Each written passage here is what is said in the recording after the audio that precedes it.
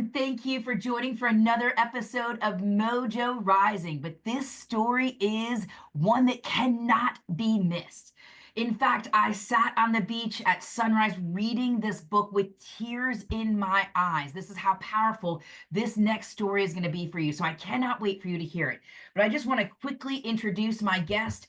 She is a badass in many ways, personally, professionally, health wise. But what I love the most about this story is she didn't just try and follow one path. She searched and searched and searched to find what answer her. So, Jennifer, without further ado, can I ask you to share a little bit about yourself for our audience? Yes, well, let's see. My name is Jennifer Dickenson, and I was a sort of a big lawyer, I guess, at the time when I was diagnosed with brain cancer, glioblastoma, grade 4. Um, Doctors did not give me any hope. They gave me maybe 12 months to beat it. I was 44, and I had a first grader and third grader, and that was pretty much what shocked me. And just like millions of other people who get diagnosed and with crazy things, but the fact that they gave me literally no hope forced me. You could go two directions, I think. One direction is like, oh, accept it and just say that's it. Or you can say, no, no, no, let me look and see if there's more out there. And that's the path I went in addition to traditional medicine. And so that's what led me to mind, body, and spirit, and which is part of the reason why I'm here, 14 years later instead of 12 months later. So Absolutely. Okay, so let's kind of take ourselves back to the moments in which you were diagnosed. So give us an overview of what did your life look like in that time frame? oh God, I was completely a stress case. I had my own firm. We had 100 lawyers and staff, and I was running 92 of the people were on my department, and we had offices all throughout Georgia. So it was a complicated practice. But then when the financial crisis came in 2007, 2008, I was responsible of handling all of that, and it was unbelievably stressful for me. Stress, I have learned, it is associated with the top killers in the United States, two of which is cancer and heart disease and heart death of that. So I really that's kind of how I started. And then I was diagnosed after about 4 years of constant stress. That's when I got diagnosed. So that's how I started. So stress was a major component to me getting sick, in my opinion. Well, we're going to come back to that because I have some questions. But okay, so you certainly lived a high-powered executive life. You were very in the middle of it during tough times. You were kind of in control and command.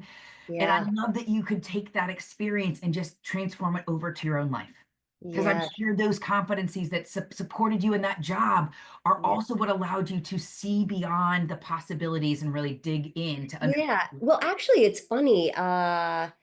You're right. The skills that I had, which is, you keep working until the problem is solved, right? Like that's how a lot of people in business handle issues. But I think so that like, wait a minute, keep working, keep working. But also there was a relearning also for myself, and that was letting go. And that part didn't know at that time. That was a gift that came from my darkest days by letting go. And as a lawyer, I was trying to control everything. I was trying to keep this everything going well, and that what we were successful, but at what cost, right? At what cost? And it was hours and hours. I'd leave at midnight all the time, right? And I mean, I got little kids, and but I was doing everything that I could, but I wasn't loving myself deeply enough. And that's something that comes from these when you get knocked down all the way, you got choices. And one of mine was to discover how I really hadn't been loving myself well enough. And that was part of my learning through, this wake up call.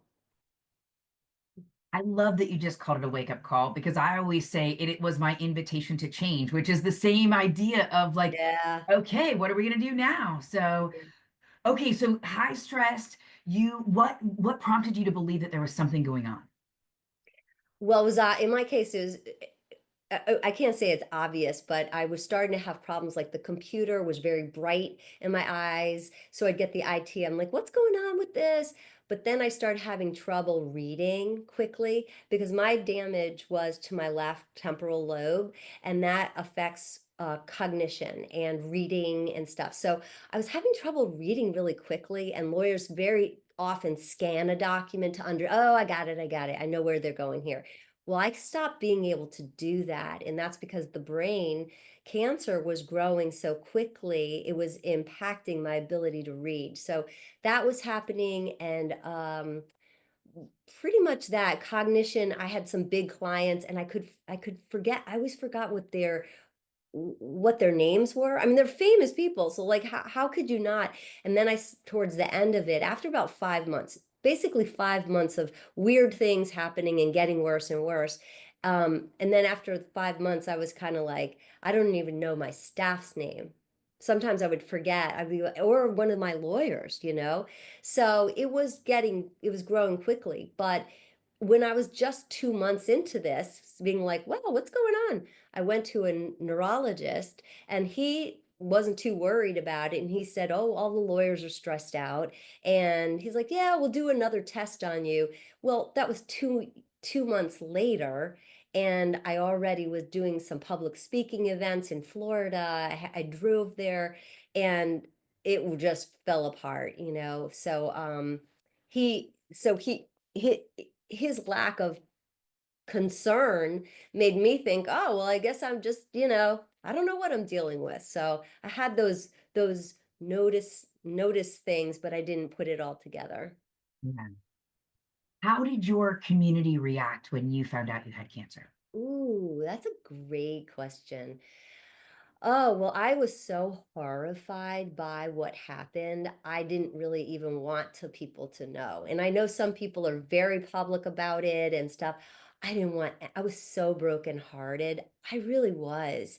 And especially the doctors telling me, you got nothing. And at the beginning, I was kind of like, whoa, whoa. It took me a week or so to be like, yeah, wait a minute, you don't have everything. I've got options too to try to look at this differently. But but the people who did know me, like my whole firm and all the lawyers and my staff and my clients, many of them knew what was going on. And that was actually kind of interesting because all of a sudden I have people giving me gifts or sending me cards, or because they knew I was in bad shape, so it's not like they were going to hop over and see me. But the amount of love that I got from all these people, it was funny. Another part of learning from serious illness is accepting gifts for you. And I was not accustomed to that, and it felt very uncomfortable, people giving me things, people bringing these beautiful bouquets. Had one client who sent me a bouquet of flowers every month until I finished my last chemo. My that's so that was basically 9 months of from surgery, brain surgery, radiation, chemo every day. They never failed at the first month, and what a what a grateful I was so grateful of that. And this one lady, she was bringing me a dinner, right, for the whole family. And I said, "Oh God, I don't feel comfortable, with all these people giving me things." And she looked at me like being serious. She wasn't just being like, "Oh, la di da." She goes, "Now, this is something you need to learn." She goes, "You need to accept these things. You just accept them." She said, "You don't send a note. You don't have to send a note. These are people that are giving to you." And I was like, whoa. I mean, she was teaching me. She was correcting something that I had always done. Well, I'll do it. I'll take care of it. I've always took that position. So that was actually another really great opportunity for me to learn a little bit more about what I need to be learning at this time. I couldn't, your stories, I couldn't agree more. Like it was that when people started sending and gifting, I'm like, no, no, I give the gifts. I don't receive the gifts. I'm not that sick. I'm fine. And then I was like, oh, I am that sick. This was Yeah, the you're whole like, saying.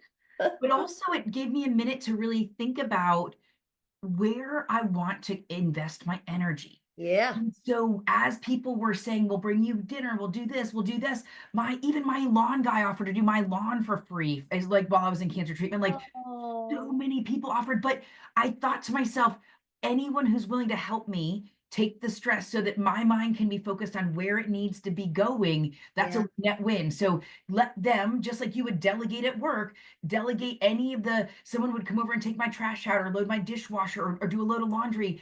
And it was such a gift so that I could really focus on healing, which is where I needed to focus my. Yeah, yeah, and yes, and that's part of the healing by making these little changes in your life that you hadn't been doing before. You would never have let somebody do that when you were working, but now you get sick, and all of a sudden you have choices. You have choices to allow people to help you, and that's part of healing. So that's just beautiful. That's perfect.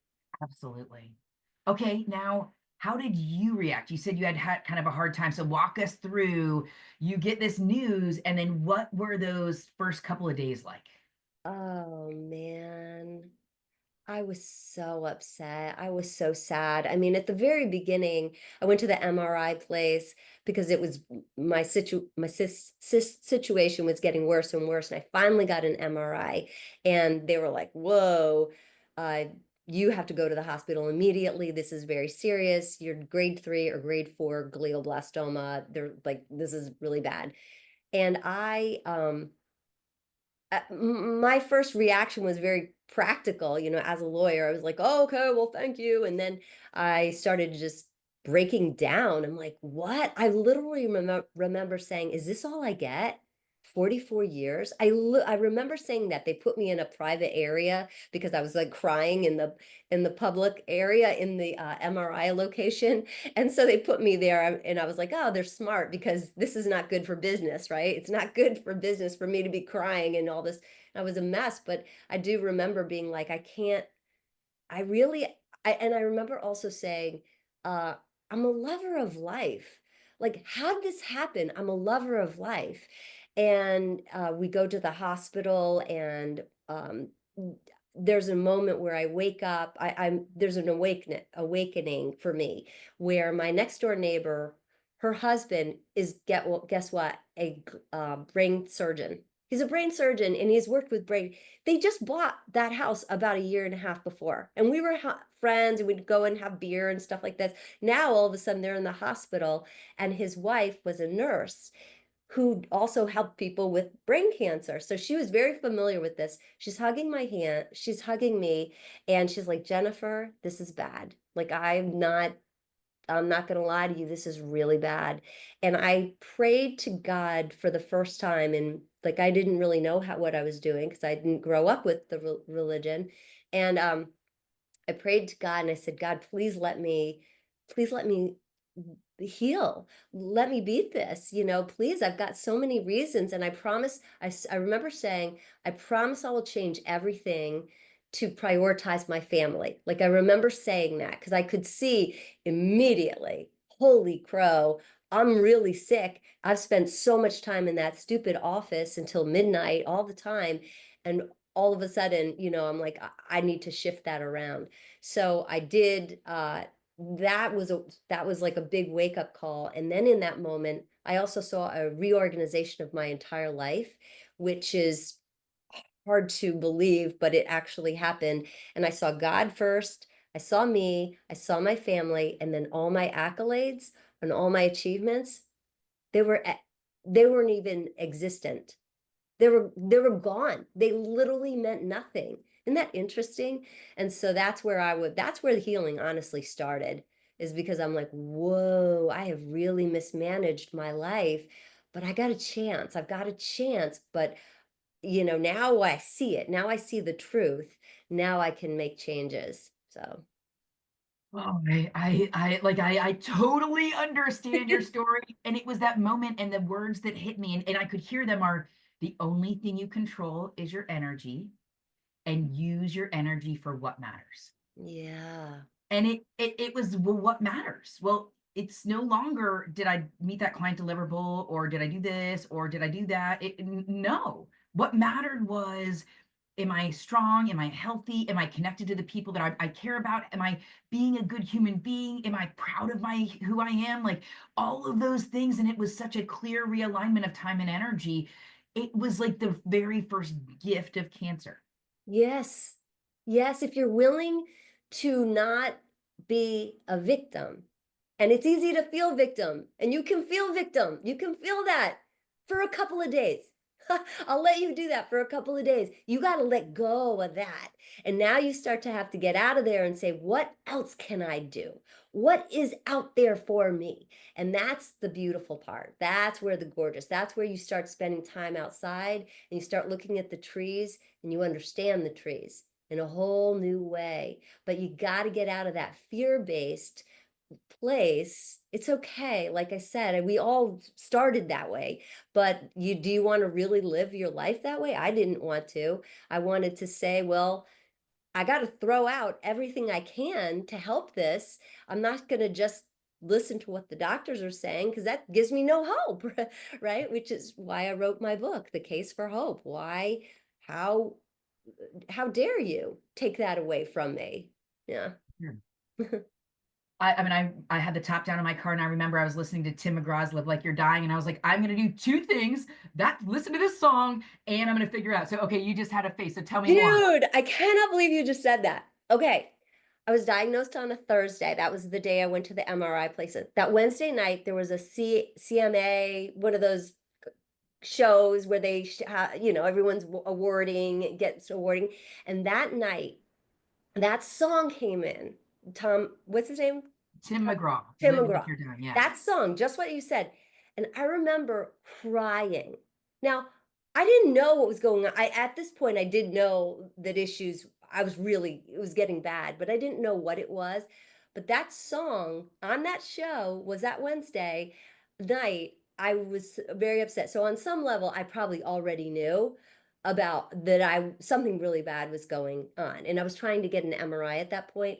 Then that next day is when I got the MRI and the whole thing goes. So I can't believe you mentioned that particular song because that's very meaningful to me. I use music and sound as a way to cope with my fear.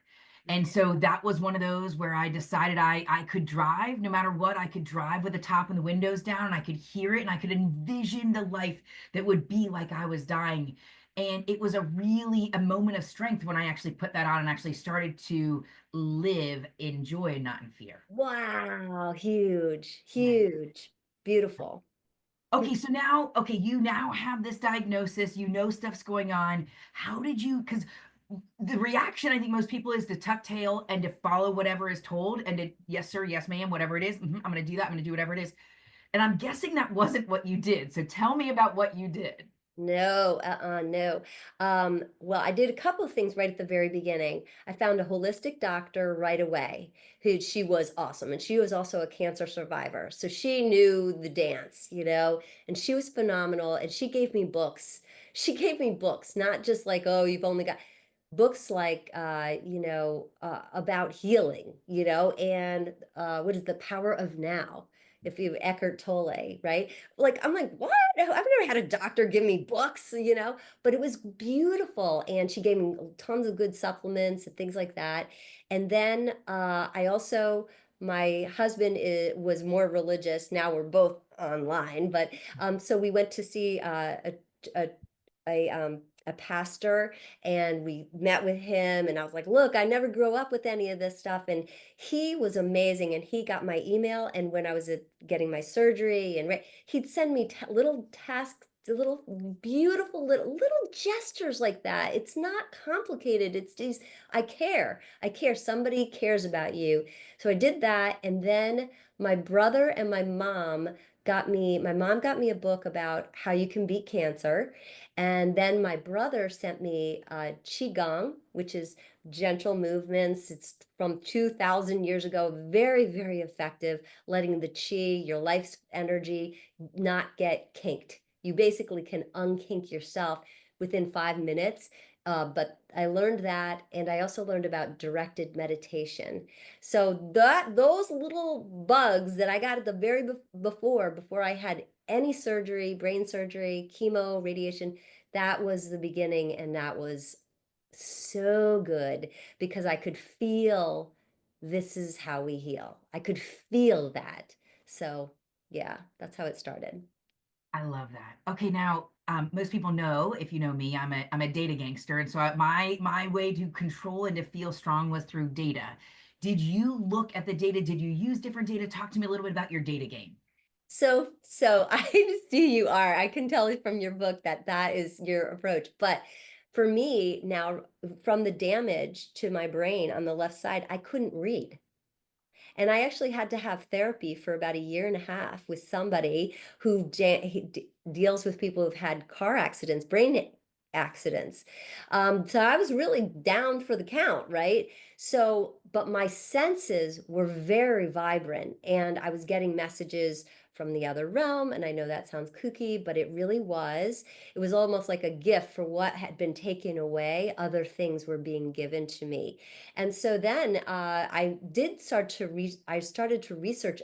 I just knew I wanted all the pieces, right? And I couldn't find one book, right, to have all of the pieces. It was like, oh, one book about meditation and one book about exercise and one book about food. I'm like, I just need it all. So I just started doing my own little path. It was like intuitively, what basically I thought to myself, whatever is good for me, I will do. Whatever is not, I will not do, including toxic things, toxic people, toxic people. You're out. Anything that is good for me, calms me down. These are the things I'm going to choose. And then organically, one thing would lead to another, to another, to another. And all of a sudden, I'm like, oh my gosh, I've got 22 healing tools I use whenever I need to on a consistent basis. And I'm doing it. I'm doing it. So after it took me just about 3 months to assemble all of those things. And I truly believe that they were gifts of God. I would even be at Whole Foods, and this man was telling me, he's like, you do know about alkaline versus acidic forming foods. And I'm like, what? We're buying water. Like, why is this man talking to me? And but then I researched it. I went home. I'm like, holy bananas. If you can really control the cancer growth, if you understand you're eating more alkaline food than acidic foods because it loves acidic foods.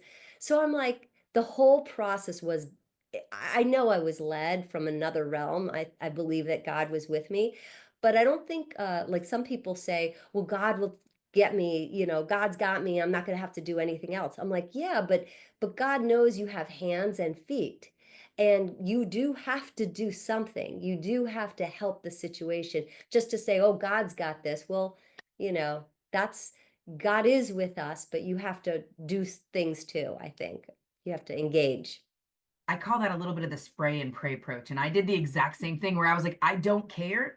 You're an acupuncturist, I'll go to an acupuncturist. You're a reflexologist, like, oh, this is how you're. And so, but once people started to bring those to me, and I called them God winks. Okay, here's what you're supposed to do. Like that, like you know what you're supposed to do now. Like you got this option.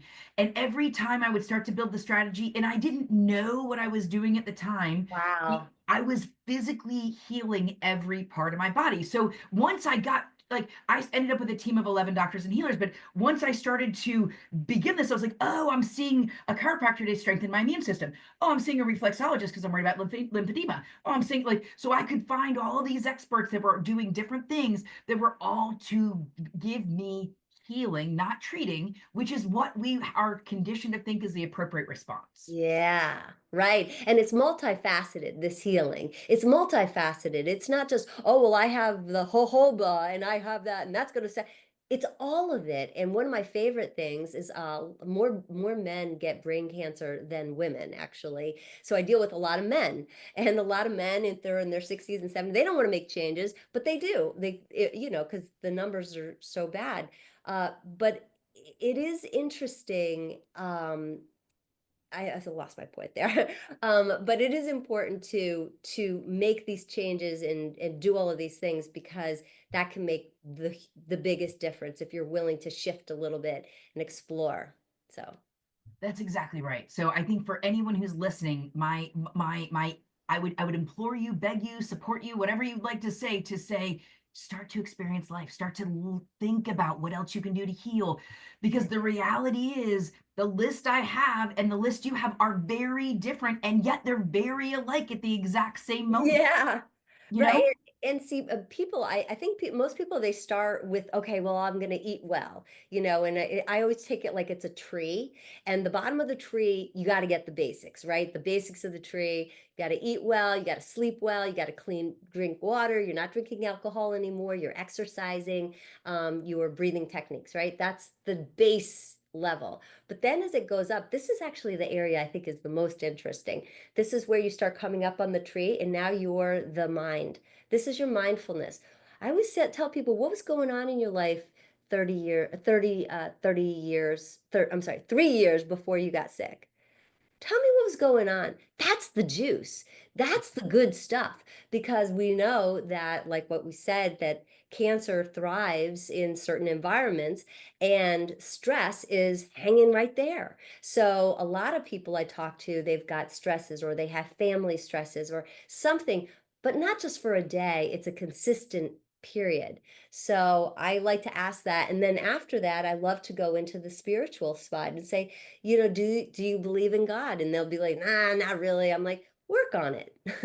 You're like, work on it. Just explore it. Like, hey, anybody up there? Act like a dork. Be by yourself. Ask questions. You might be surprised some things will come, because we are very connected to this other realm. I am sure of this. This is not even a question to me anymore. I've gotten so many otherworldly gifts that came, sounds like you have also, that literally make no sense in the limits of the world we live in here. So there is another realm, and exploring that is just very, very supportive and healing. I would say, when I was diagnosed, I was not religious at all. And like, and again, I was raised heavily in a very religious environment, so I had the opposite, where I actually Wow. the foundation. I went to Catholic school my entire life. I had even run the youth ministry, was on the pastoral council. I mean, I had been the God Squad, but I walked away from it because I didn't like the politics of religion. Sure. When you are sick, you do not care about the politics of religion. You care about the relationship with the God or the universe or Allah, whatever you want to call it. It does not matter what version of this power you want to talk about. But I mean, one of the first things I did was pray, give me a story worth repeating. Give me a story, help me Oh, find a different path. You know, good. so because did you ever look at your survival percentage? Yes. Yeah. W- would you say that was a good or a bad thing to do? Um, They protected me at the beginning. My husband knew the numbers were so bad. They sort of protected me, so I didn't really get as bad as it was until after I had gotten to the other side of it. I mean, I knew it was really bad, but mine was 95% would die within 12 to 18 months. 95%. And then the 5% would die within 5 years. So now I'm 14 years clear. I have no cancer. I take no medicine for that, but that's what they gave me. But no, I bet you did, because you're and that kind of technical person. And of course, I was having trouble reading also at the beginning. So I had to just trust myself for these healing tools. But that's an interesting question. I've debated if it's good or bad, because I had mine were better than yours. It was 14%, not great, but Oh not God. yeah. But Yeah. but again, the first voice when I read that was like, if you do it their way, like 14% doing it their way. Okay, so that was what was I was like, well, what other ways are there to do it? So let's start to research what else can I do, you know? That's so good. That's their way. Yeah. Those are those terrible numbers. That's their way. What can I do on my side that might amp that up? I love it. I just wanted to know, what did survivors do differently? And I couldn't, so I was talking to survivors during the day and watching superhero movies at night. Like, I can figure this out. What did survivors do, you know? Well, that what you just said is huge. I remember saying that to myself once I got to the other side of saying, being so sad and worried and scared. I did that same thing. I said, first of all, these doctors don't know me. They don't know who I am. And then the second thing is, um, we can heal. We can heal so many things. And then I remember saying, if there's one guy out there who's beaten this, Why can't I? All I need is one example. I don't even need to talk to them. I just need to know they're alive, right? And then my dad found a guy who was 16 years clear, and I was like, that's my guy. That's my guy. And so, yeah, you perfect. It's very interesting the people who beat the odds when it's so bad, like these numbers that you had in mind. I mean, those are terrible. Um, but everybody does this path in some iteration, you know, so it doesn't have to be one exact way and all this, but they sort of merge away from, not to say take away traditional. I think there's a very important aspect of that, but they sort of say, I gotta go on my own little road here on this, on some of this stuff, and those are the ones who have the best success on the other side. I really do believe it. That's exactly that was out of all of my data collection. And I do job analysis interviews. I was doing cancer analysis interviews of anyone I could talk to. And what I learned is the people who had the best experiences, didn't suffer during the experience, and lived, all were taking personal responsibility. Wow. And they all were different in how they took responsibility, but they all were realizing that there was a part that they played in this that was beyond the doctor. So Oh my God, that's I'm going to huge. ask you that question. When you had all of the chips down, what personal responsibility do you think you have? Yeah, I love this question, and what a rich one. You know, my doctor in Texas, where I had the surgery, like a 7.5 hour surgery. I remember him saying, "You didn't do anything to get this," and I remember thinking, I was so devastated at that point. I appreciated the lie, but I knew it was a lie. But I couldn't handle anymore, right? But then I do the surgery, I'm convalescing and all the stuff, and I start thinking about, like, what was my part in this? You know, what I appreciated what he said, that's not true. What was I doing? And I was like, I was a stress case for at least 4 years, at least 4 years. And I didn't give myself a break, you know, like, what if I look back at myself and could look at me in the future and say, at 5 o'clock, leave. Everybody else is leaving. You know what? You're not going to solve the financial crisis by working until midnight and not seeing your children at bedtime. Like, if I could have just gone back to that, but it's okay. I mean, I accept what it was, but what you said is so important. What did you do beforehand? And if you're willing to be curious about what it is. And I find that the brain people specifically are type A personalities, and they are, most of them are managers, but they're sensitive souls, right? So people have certain, the breast cancer folks, they're givers. They're very hard for them to, other people do things for them. They're always doing that. And then sometimes there can be marital issues going on for our breast cancer folks. It's very common. So what was going on? I always ask that. I always think that's the yummiest part, is what was going on in your life? Because that answers, and what you said, taking ownership and saying, wow, I screwed that part of it. Maybe if I can get on the other side, I can make those changes. Maybe I should make those changes right now. Like, right now would be a really good time to do that. And you have the power to make those changes right now. That's what I want to tell everyone. Like, any contractual obligations you have with anyone goes out the window when you've been diagnosed with cancer. Now you can rearrange and be like, this is all I can do, or this is how I can do it, or this is, like, you do not have to send out Christmas cards and bake cookies on Christmas when you have Thank you. cancer. All of those societal obligations are gone. Thank you very much. That is a very powerful thing you just said.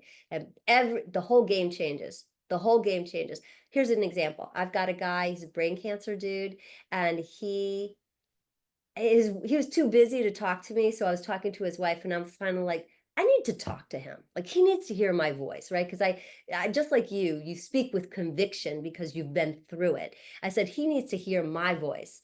And so anyway, I finally get him on the phone, and we're having a conversation. I said, so what are you doing through are you working? He goes, oh yeah, I work from 7 in the morning to 9 at night. I'm like, "You have glioblastoma, grade 4. Do you understand the percentages?" "Well, what else am I gonna do?" If you knew you had 8 months to live, would you spend all this time at your work? I mean, these are choices that you have to ask yourself. And I've seen that. And the issue is that often, like I say, more the men than women, the men are sort of their identity is aligned to what their work is. And that's part of the breaking down of what this falsity is. You are not, I am not a lawyer, right? I do lawyer stuff because I went to school and I got, but I am not that. But if you define yourself, oh, I'm a big businessman, well, you've just shut down a whole world of who you actually are because you're not. And then I like to tell my guys, uh, specifically because they're harder to work with, at the first until I get them to break down. I'm like, yeah, I'll swear a little bit, and I'm like, okay, good, we can hang. Um, I told my last guy, I said, who were you when you were 5 years old? Running around, playing around, like, doing all the goofy little things. I said, you are that person. You're that person right now. And that's the part where you've got the biggest opportunity to heal is find this part again.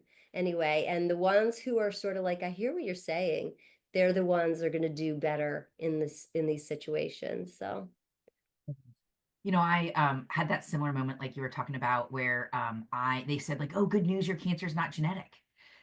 And then like 30 seconds later in the conversation, they're like, but you don't need to do anything to change your lifestyle. I was like, if it's not genetic, I need to change my lifestyle. So let's talk about this. So you're not sweet. going to tell me because that's a tough conversation. I realize you haven't been trained in having tough conversations like this. So I'm going to tell you I need to change my lifestyle. So let's go through here are all the things, the analysis I've done of the things. And it was the pharmaceuticals I was taking and the stress, and it was the lack of sleep. And I was 100 pounds heavier. So I wasn't eating a good diet. And I was like, these are the 6 reasons why I believe I've had cancer. And he just looked at me and he's like, you don't have to change your lifestyle. I was like, I do believe I have to change my lifestyle if I'm going to beat this. So, yes, I actually believe this is what my role and my opportunity is to give myself a better life. Oh, God, it's so frustrating. I mean, my oncologist, he's never seen anybody like me, right? But he won't read my book. He has my book. He won't read my book. I've said, if you ever have anybody who has this, let them talk to me. I'll think about it. I'll think about it. How dare you? Like there is a path people are following to beat these terrible diagnoses like you and me. And it's not woo woo. We're not doing crazy stuff. Everything learned and to write my book are studied. I'm sure everything in your book has been studied. I'm not making stuff up. Prioritizing sleep quality between 10 to 5:30 in the morning and what it does to the brain. I mean, but our doctors don't even know it, I think. I don't think that they're trying to be obtuse. I truly don't. I used to be angry at the beginning of this once I started figuring out what's really happening, but they don't know this stuff. They didn't study this. They studied other things. And the companies that sell the medicines, they put a lot of money into these schools. And so they are not taught holistic healing, right? You have to get a full MD, then another 2 years to become a holistic doctor. So holistic doctors who your MDs make fun of, they've actually had more study than they have, you know? So it makes me so crazy. But some people just buy it because that's what the doctor says. Well, that's what the doctor said. I'm like, okay, it's a piece of the pie, my friend, but it ain't the whole thing. I have to go back and you can imagine I studied the world through jobs. And so I studied the job of an oncologist and I went back and studied medical school curriculum and what tests they had to pass in order to become a doctor so that I could figure out exactly what I could hold them accountable for knowing and how I can build the team for the rest. So you are correct. In 1909, medical school curriculum was changed by the Rockefeller Center by something called the Flexner Report, where it was changed from a healing to a symptom remediation approach, and everything has gone that way since. So yes, yes, and yes. So once you know what your doctor knows, the joke of it is I had written an article for Modern Healthcare in 2010 about why doctors are not suitable leaders because they can't make that change because I study leaders for a living. So Wow. literally I knew this going into it, and I'm like, oh, here's what they know. here's the like here's the KPIs in the world they have to work within, and if they deviate, it is painful for them. So they don't want to deviate from the standard of care. So now I've got that. That's how they think. Now, how do I build this strategy? Understanding the realities of their world, you know? Wow. Wow, that's amazing how you put that together. Yeah, perfect. All through the lenses of jobs. But okay, so talk to me a little bit about like what changes. So it sounds like you made some changes around diet and exercise and sleep. Anything else you'd say were really valuable changes for our listeners to know? Yeah, I think yes, all of the tools that I use, like the Qigong was very powerful for me, in particular. That's the one where you're breathing in and out. It's 20 years, 22 million years ago.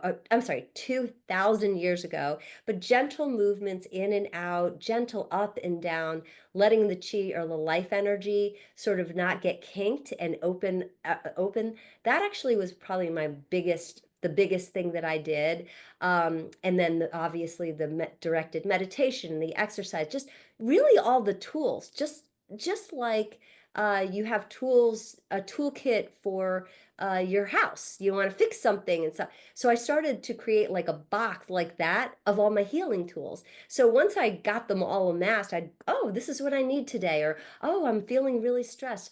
I really need to get myself centered. I really need to calm down. So I think those just doing that, and also that mind aspect of saying, you don't get to tell me. My doctor would say, I was doing great. And he would say, when it comes back, I'll take you, we'll go to this hospital, whatever. And I said, well, if it comes back. And he comes back again, says it again. And I'm like, if it comes back. Third time we did it, I won I won the little fight. So he stopped after me saying, if it comes back. But that stuff these doctors say, it gets stuck in our head. It's like eating something and getting it caught in your throat. And I would take me a couple of days to shake that off. Like, no, I'm doing something different. You don't know what's possible in me. You don't even care about all these tools I'm doing. You don't even care that breathing techniques can help us. Meditation, directed meditation, spending time in nature, visualization. You don't care. So why am I listening to you anymore, right? But still, they're doctors, and so they can get into our thoughts. So funny you say that because even one of my examples would be like I had a whole list of vitamins and supplements, and I had decided to build my body up like I was preparing for a marathon before I started treatment. And so I'd gone deeper into the levels of nutritional markers and oxidative stress. So my magnesium was low and vitamin D was low, and all these things that as a good human being, why wouldn't you want it to be higher? Yet Right? when I went to my oncologist, they're like, oh no, you can't take any of that. It might interrupt the chemo. And I was like, show me one study, and I will discontinue. But until you show me one, I know vitamin D is important for my life force. I know magnesium helps me sleep. So that's going to help me outside of this chemo. They came back with zero studies. I took my supplements and I had zero side effects. So every time I would go back, I'd be like, I would literally walk in with dressed in costume with gifts to give out to everyone in the waiting room, feeling my best, never had to reschedule a chemo, never had any problems. And Wow. there's something to what we're doing. So, but again, they didn't really want to know. That's so great. Keep going. Keep going is what they'd say. It's so frustrating because what we're learning now is it's all about the immune system. And I did figure that out pretty quickly myself. So it's all about the immune system. That means no inflammation. You want to keep that down. You want to sleep. You don't want inflammation or anything. But the immune system is the bomb.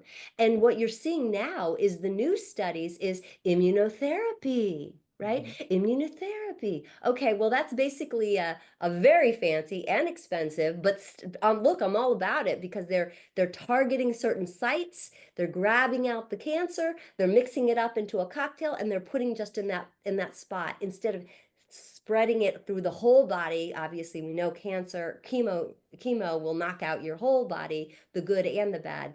But it's really okay, so that's good. I'm glad they're doing that. But how about we just teach everybody whatever the protocol will be? Let's add, we want to support your immune system. Here's the kind of food. Your doctor should be giving you a list. I want you to eat these kinds of foods. No alcohol. I want you to do this and that. I want you to take these supplements because the supplements are going to support what? Your immune system. It's like, it's so obvious once you get on the other side of this. And so what you and I do, because of we've been through it, we're on the other side, is you're like, you have this path that you can't shake, nor would you want to, which is I have to give this and share this to as many people as humanly possible so they're not in the dark. And so many are. And they're like, what, really? I'm like, yeah. Put down the soft, comfortable foods that make you feel comfortable. That is supporting the cancer cell growth. You want to feed the cancer cell growth? Eat those comfort foods. You want to really try to beat it, and people will be scared. Oh, I don't want to make changes. I like my wine and stuff. I'm like, you can do it for a year. And the reason I do that, I'm sort of like manipulating them, I guess, because if you could do it for a year, I know they'll never go back to what they were doing, right? So just do it for a year, right? You won't go back to that cruddy food that you used to because you're real alive. It is, and once you start to feel better, you're like, I never want to feel. I used to think I felt good until I feel now, and then I'm like, oh, this is what it feels good to feel good. Okay, I'm in. So true. So Yeah. true. Oh, okay. So tell me a little bit about how did you have to advocate for yourself? Yes, very, very good point. Well, you learn that very quickly. You either learn it or you don't. I didn't like how they taught me, treated me. I didn't like the nurses. I didn't, some of them were amazing. Other people taught you like treat you like nothing, and I was not accustomed to that because people always were very nice with me as being an owner of a big firm and all this stuff. Yeah. So I had to take control of all of these kinds of things, control what I could, basically. So I think that, I guess that would be part of what I did is just trying to control some of these, control what I can and not what I can't. So, I love that. And I think it's so important. And again, that's where I came back to, maybe I'm a little bit control freak, let's be real. Um, maybe I'm a little type A, like all of these things are real. But I realized I can control me and my time. And that's the thing that I can control to give myself the best outcome. I can wake up 10 minutes earlier and go on that walk, or I can do this, or I can jump on the trampoline, or I can do yes. like I can control me. And so control me. And that's the controllables, you know? But see, when you just listen to what the doctor says, it makes you a victim because the doctor says there's nothing you can do. Like my doctor said that I loved my surgeon, but he said there's really nothing that you did to cause this. Well, that wasn't true, And so then you say, well, what was I doing? Oh, well, I was a stress case. Okay. Well, what can I do now? How can I change that? And maybe that can help me. And then all of a sudden you're like, whoa, now I'm 14 years clear of that. And that's how we heal. And it's not a guarantee, right? You don't rub a little thing genie and they're like, okay, it's all done. But these are the healing paths and these are the tools that anybody can use. And you don't have to have a gazillion. Most of the tools that I discovered were pretty free, spending time in nature for 20 to 30 minutes, getting vitamin D3 on your face from the natural sun, cheap, it's free. You don't have to pay anything. And a lot of exercise you could just do in your home, simple things, listening to great music, like you had mentioned that. Music is a healer. They use it for a lot of illnesses and they mitigate the damages or the problems that people are dealing with. Those studies are amazing. So music is another one. Free. You already have the music, so listen to it.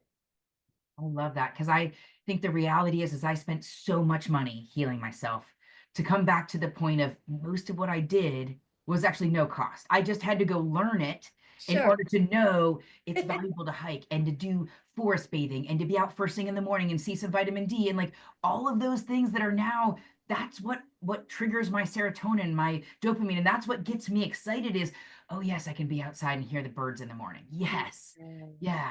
Yeah. Yeah. Oh, okay, what words of advice would you have? And I'm going to ask you three questions for the newly diagnosed first, for someone who's midway through their battle second, and someone who's on the other side of it. So, what words of advice would you have for someone who is newly diagnosed? Oh, deep, breathe deeply. Calm down. Just don't try to analyze everything, figure out, just breathe deeply and calm down. Just allow yourself to get to a calmer place. And then if you're doing that, you'll start making better decisions. Fear is not a plan. It is just an emotion. And I wouldn't want anybody to shove it and hide it away. It's a process, but don't hang into that. Find these ways to calm yourself, and all of a sudden you're going to start to see a bigger path. For your people who are in the middle of it, um, the I guess I have to go back to the first people. And so once they calm down, then I would ask them to expand into what can be possible and ask that question and say to the doc and say to themselves, the doctors don't know. You've probably spent 30 minutes with that doctor, right? They don't know what's inside of your heart. And then to start following some of the people who have done it positively. For the people who are mid-sized, mid in it, basically, hopefully they're on the right track, and then they might have a, a bad result for a minute. You keep going. You keep going to what is good. Follow whatever is good. Get rid of anything that is toxic. If you haven't gotten your mindset right, you were just going to do it through eating food. Double down, double down. This is all a wake-up call, all of this. So pay attention for those. And then the people who have gotten to the third version that you had, the biggest concern happens when you're done with it and the doctors will say, oh, you're doing great, I don't see anything else. And then what happens in your mind for about 2 more years is you're like, is it going to come back? Is it going to come back? Right? And so that's why my little, it's sort of a lie. Oh, just do it for 1 year. You keep going. You keep going with using these tools and meditation and the ways you think and the good food and the good sleeping, because those emotions, any weird thing that would happen, I had these dark circles under my eye. I was a year out of my radiate chemotherapy and I had these dark things. Well, that's how that stuff is so in your body. But I would get worried. I'm like, oh my God, is it coming back? Is it coming back? Use your tools. You have them. Now you use them forever. They're here for you, just for you. And then I would use those, I would calm myself down again. And it's very, very possible if you know what you can use, the tools you can use. Continue to build your immune system and reduce your toxicity and live in flow. And that's exactly it. I'd be like, forget about anything else. Yes. Do what you can do, which is limit the toxicity of your body has to fight with, Yes. strengthen that immune system as much as you can. I don't care if you're 250 pounds or 150 pounds. I do not care if you have a really strong immune system and you can exercise and work out and do all of those things. You're going to be way better off than the person who's 100 pound who has a weak immune system. So Totally. strengthen that immune system. Totally. Yeah. Oh, well, I cannot thank you enough. So for everyone out there, I just want to say the Case for Hope is an amazing, sorry, I've got my it's weirdly breaking this up. The Case for Hope is amazing. I cannot recommend enough. It was a very easy, short read. So even if you have the attention span of a gnat, you can handle this in chapters and work through it. I think what I love the most is the appendices, and all of the valuable tools. And I mean, remember, it was easier for me than it was for you because of the amount of time. But I know when you were diagnosed, you had to go out there and figure this out. And now you built a playbook for anyone who comes behind you so that they understand, here are the options I can start to tap into. Let's figure out what works in my lifestyle. Yeah. Yes. Thank you. Yes. So we'll definitely, as we post this, we'll be putting a link to this book below. Jennifer does some speaking gigs, so you can definitely try and find her out in the wild so that you can meet her specifically. And we will be sharing any other resources you'd want to leave with our audience. That sounds great. I so appreciate this call and this talk, and just always hoping that people can hear our words. And from our darkest days, we're here now teaching other people, and it's a blessing to be part of it. It really, really is. And I hope if our conversation helps one person, then we have achieved much. For everyone listening, do not give up hope. You have it. It lives within inside you. And that's the little voice that talks to you when no one else is talking to you, that tells you and guides you. And you will find, as we've mentioned, all of these different ways to guide you. The universe wants to help you. So let it help you by not living in fear and live in hope and joy. And I think that's where I would just leave everyone, is like, have some hope. Think about what you can do to change the situation. So Beautiful. thank you so much for joining us. And for all of our listeners, may you live long and lucky. Thank you so much.